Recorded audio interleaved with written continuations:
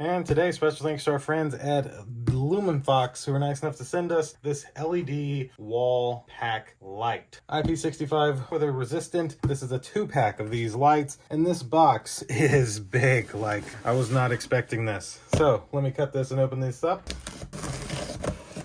And so that's the little sticker, 70 watt LED wall pack light. And you can see here, this is the 70 watt, 120 lumens, your input voltage, your color rendering temperature, etc. So let's open this up. Wow, these are huge.